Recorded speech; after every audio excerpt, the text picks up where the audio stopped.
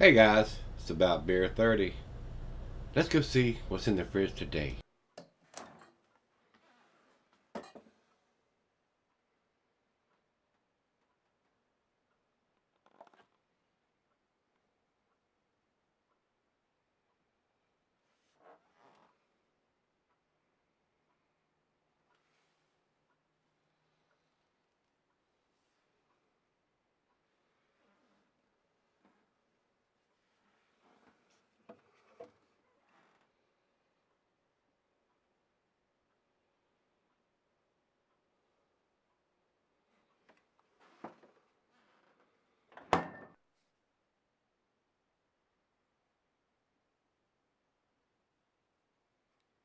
Hey guys, welcome to Gregsbeerreviews. Today, I appreciate you stopping by.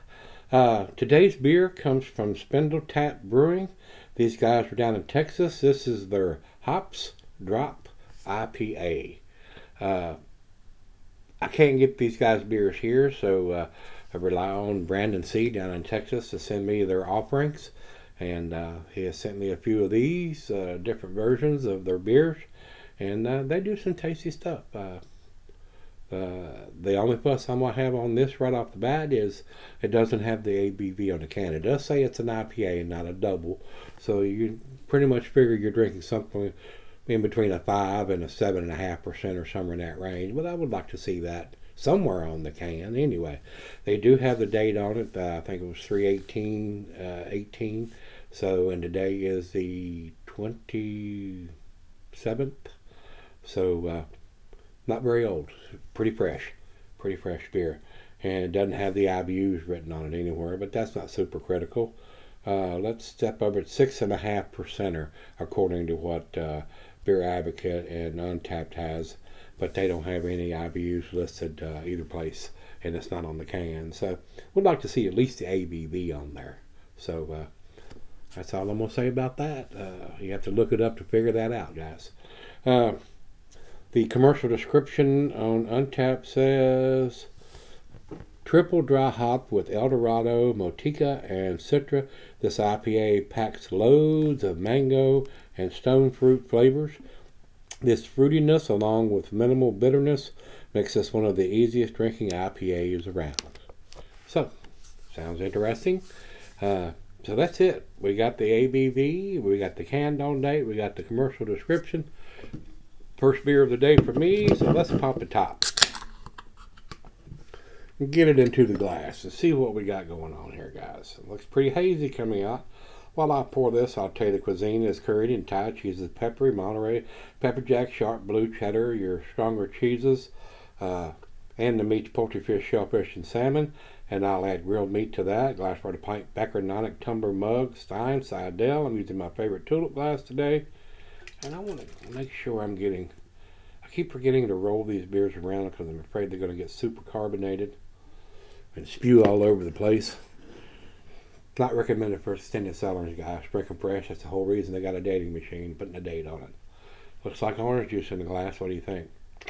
Oh yeah, I love this style of beer. These New England style IPAs. Juice bombs, as I call them. Looks just like orange juice, guys.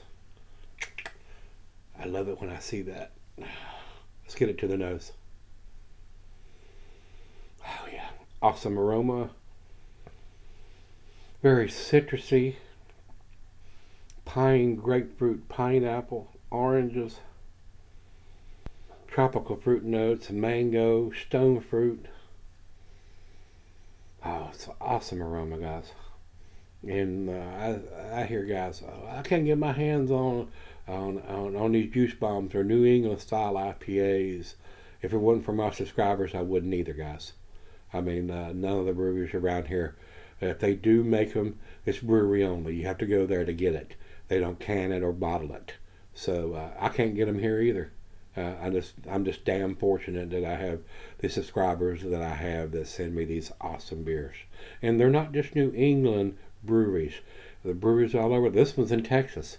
I've had them from California. I've had them from Ohio. There's a lot of breweries producing this.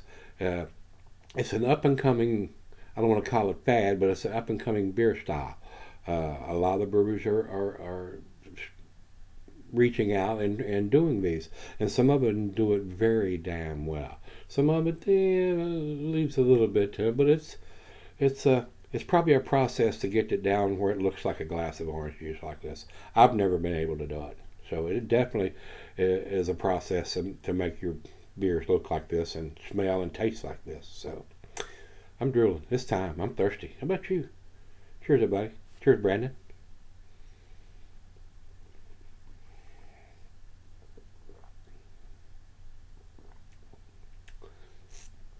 Yum, yum. Oh, man, that's awesome.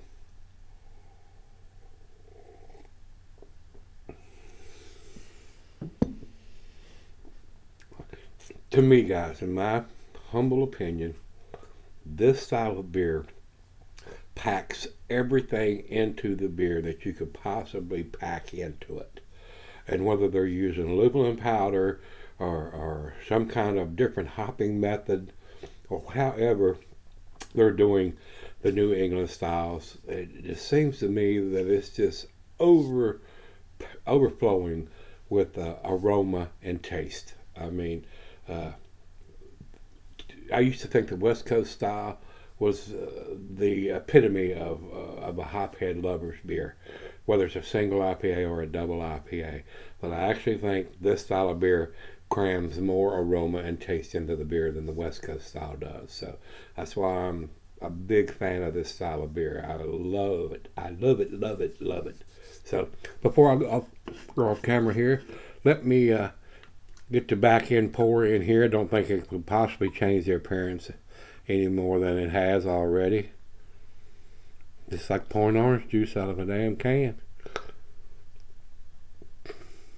Wow. Awesome. Spindletap got it going on with this one for sure. Alright guys, it's right out of the fridge. I'm going to sip on this, let her taste it, and we'll be right back. Alright guys, I'm back. Got just a little left here. Awesome lacing is left on the glass here, guys. Very, very tasty. I'm liable to go against the grade on this one. I think it's a damn impressive beer. Of course, I am partial to this style of beer, and I can't think of a single reason other than them not having the ABV on the can to give it a bad grade. I would like to see them put that on the can somewhere, but just my opinion though. They do have the date on the bottom of it, so we got 1 out of 3. So I wish they'd do that. That will probably cost them a grade point, but I still probably go against what I've seen and read and heard about this beer. So, and the lacing, like I said, is absolutely awesome. Outstanding beer, guys. It really is.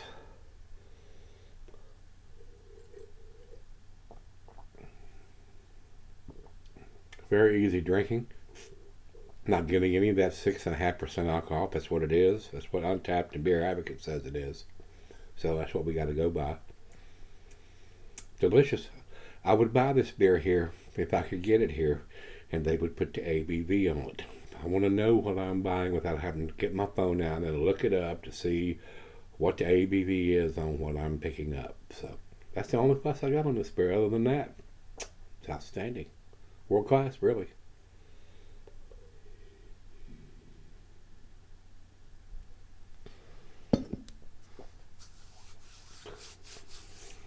Guys, if it had the ABV on it, it'd be a 10 beer. So basically it's a 10 beer in a 9 can because it doesn't have that information, and I want to see that.